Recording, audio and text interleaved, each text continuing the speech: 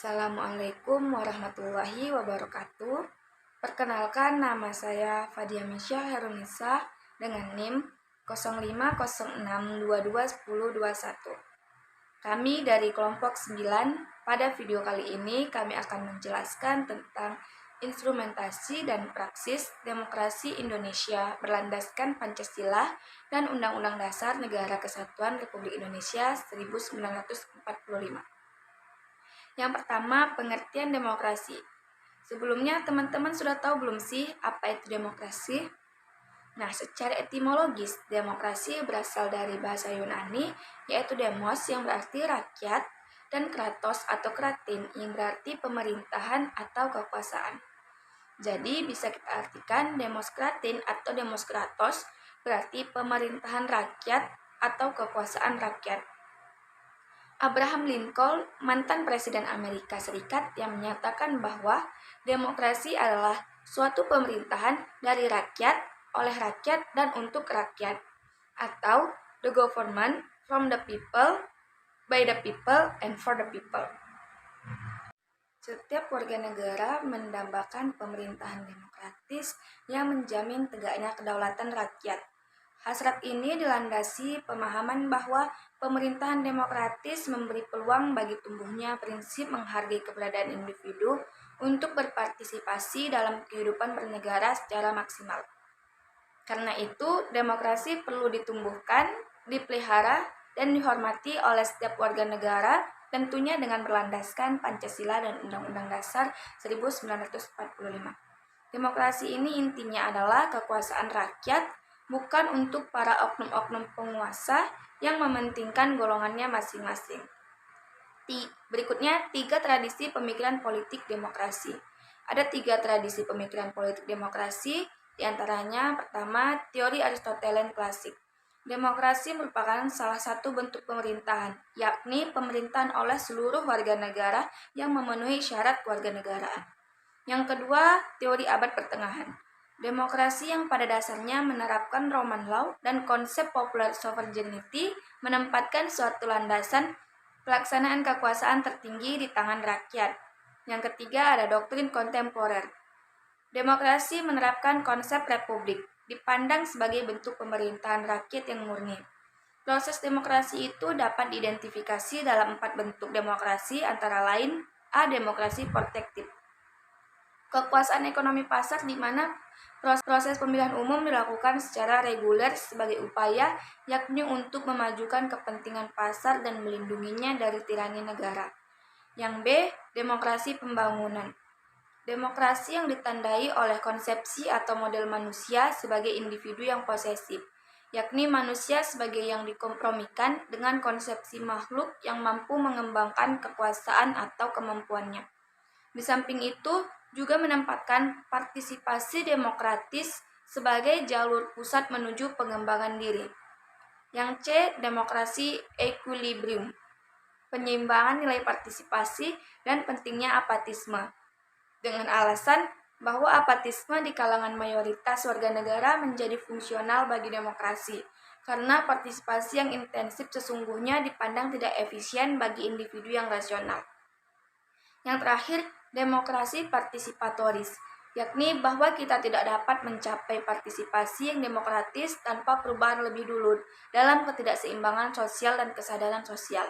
Tetapi kita juga tidak dapat mencapai perubahan dalam ketidakseimbangan sosial dan kesadaran sosial tanpa peningkatan partisipasi lebih dulu. Assalamualaikum warahmatullahi wabarakatuh. Perkenalkan, nama saya Putri Zara dengan NIM 0506221126. Di sini saya akan melanjutkan materi dari Fadiah. Demokrasi yang dianut di Indonesia adalah demokrasi yang berdasarkan Pancasila yang masih terus berkembang dan sifat ciri-ciri terdapat berbagai tafsiran dan pandangan. Menurut Mohatta, kita sudah mengenal tradisi demokrasi jauh sebelum Indonesia merdeka, yakni demokrasi desa. Terus demokrasi desa atau desa demokrasi merupakan demokrasi asli Indonesia yang berciri 3 hal, yaitu cita-cita rapat, cita-cita massa, cita-cita proses, dan cita-cita tolong-menolong. Dengan demikian, demokrasi diyakini dan diterima sebagai sistem politik yang baik guna mencapai kesejahteraan bangsa. Demokrasi ini memegang peran penting dalam masyarakat dan dalam tata aturan suatu negara. Tanpa adanya demokrasi di suatu negara dan segala sesuatu diatur oleh pemerintah, maka hilanglah kesejahteraan masyarakat dan kacaulah negara tersebut. Suatu negara perlu adanya masyarakat yang komplain atau mendukung, dan masyarakat perlu terlibat dalam pembangunan suatu negara demi tercipta kemakmuran dan kesejahteraan negara. Dengan demokrasi tak ada saling ingin menang sendiri, melainkan dimiliki bersama oleh masyarakat desa. Karena pemilikan bersama tanah desa ini tuh hasrat setiap orang untuk memanfaatkan harus melalui persetujuan kaumnya sendiri.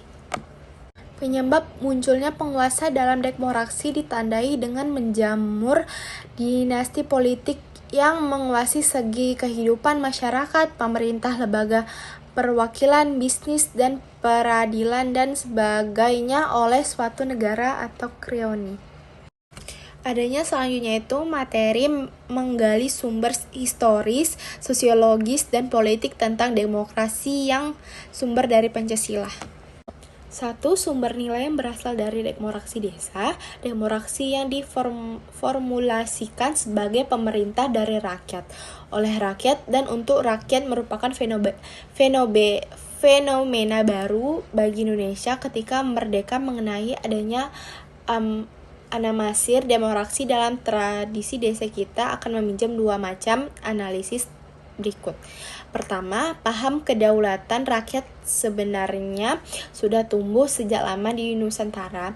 Di alam Minangkabau, misalnya pada abad 10, kekuasaan raja dibatasi oleh ketundukan pada keadilan dan kepatutan. Kedua, tradisi demokrasi asli Nusantara tetap bertahan sekalipun di bawah kekuasaan feodalisme raja-raja Nusantara, karena di banyak tempat di Nusantara itu, tanah sebagai faktor produksi yang penting tidaklah dikuasai oleh raja, melainkan dimiliki bersama oleh masyarakat desa. Karena pemilik terlibat dalam pembangunan suatu negara demi tercipta kemakmuran dan kesejahteraan negara. Dengan demokrasi tak ada saling ingin menang sendiri, saling memaksa kehendakan, saling menghina, saling melecehkan, saling menjatuhkan. Yang ada itu saling menghargai, saling menghormati, dan saling mengerti. Saling lapang dada dan saling tegak rasa. Dengan kehidupan yang nyaman pasti akan tercipta sejumlahnya persoalan tentang kelemahan praktik hukum kita yang muncul di berbagai media sosial. 1. Buruknya kinerja lembaga perwakilan dan partai politik. 2. Munculnya penguasa di dalam demokrasi. 3. Demokrasi saat ini membuang kedaulatan rakyat. Adanya krisis partisipasi politik disebabkan karena tidak ada peluang untuk berpartisipasi atau karena terbatasnya kemampuan untuk berpartisipasi dalam politik. Secara lebih spesifik, penyebab rendahnya partisipasi politik adalah adanya pendidikan rendah, tingkat ekonomi rakyat yang rendah, terus partisipasi politik rakyat kurang mendapat tempat dari pemerintah. Assalamualaikum warahmatullahi wabarakatuh. Saya Safina Tunaja dengan NIM 0506222192. Di sini saya akan melanjutkan materi dari Putri.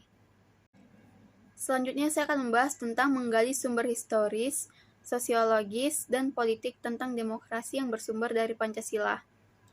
Nomor 3 itu adalah sumber nilai yang berasal dari Barat. Masyarakat Barat atau Eropa mempunyai akar demokrasi yang panjang. Pusat pertumbuhan demokrasi terpenting di Yunani adalah kota Athena, yang sering dirujuk sebagai contoh pelaksanaan demokrasi partisipatif dalam negara kota sekitar abad ke-5 sebelum Masehi. Model pemerintahan demokratis model Athena dan Roma ini kemudian menyebar ke kota-kota lain sekitarnya. Kehadiran kolonialisme Eropa, khususnya Belanda, di Indonesia membawa dua sisi lain dari koin peradaban Barat.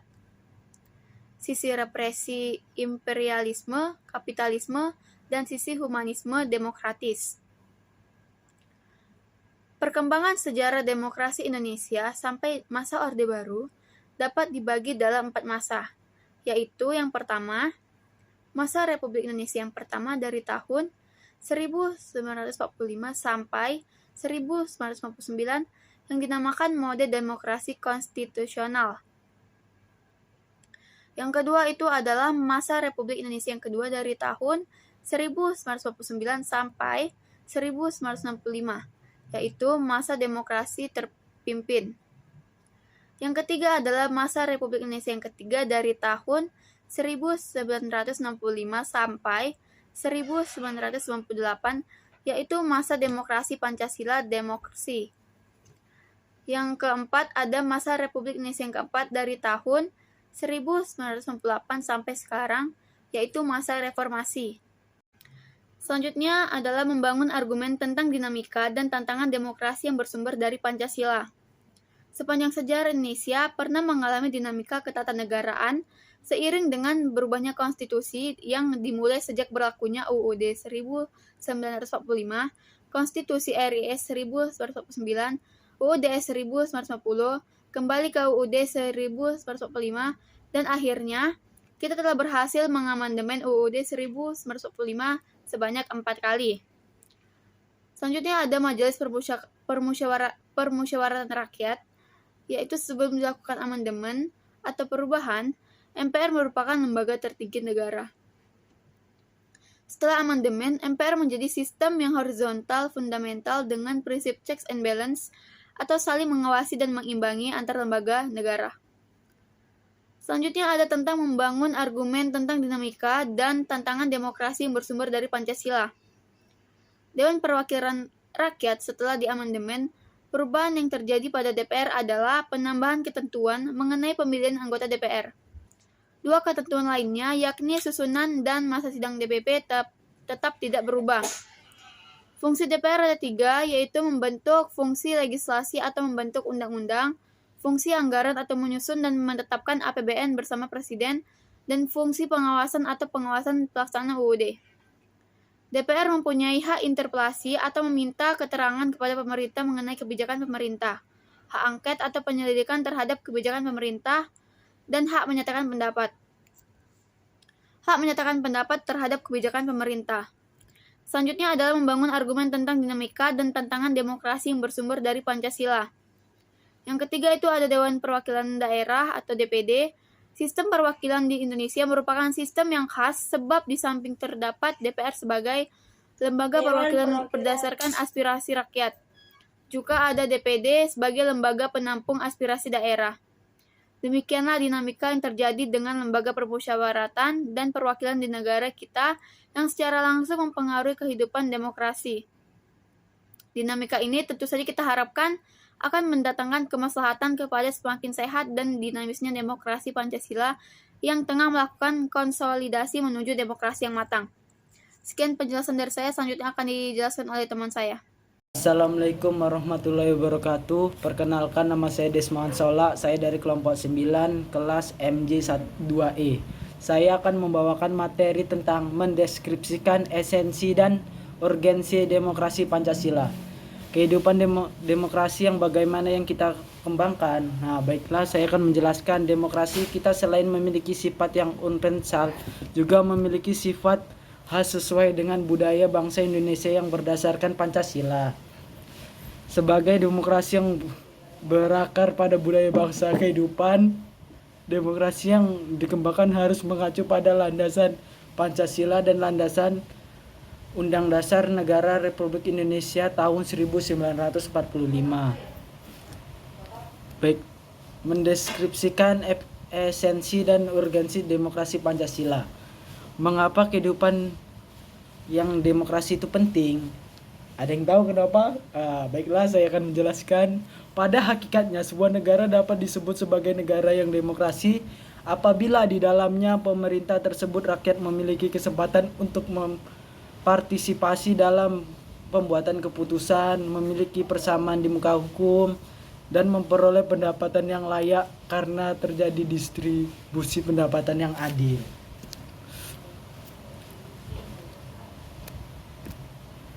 Mendeskripsikan esensi dan urgensi demokrasi Pancasila, bagaimana penerapan demokrasi dalam pemilihan pemimpin politik dan pejabat negara.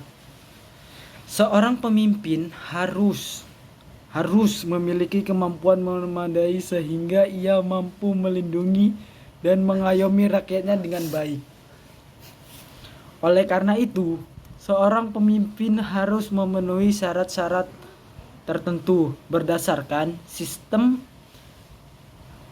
demokrasi yang kita anut. Seorang pemimpin ia harus beriman dan bertakwa, bermoral, berilmu, berterampil, dan berdemokrasi.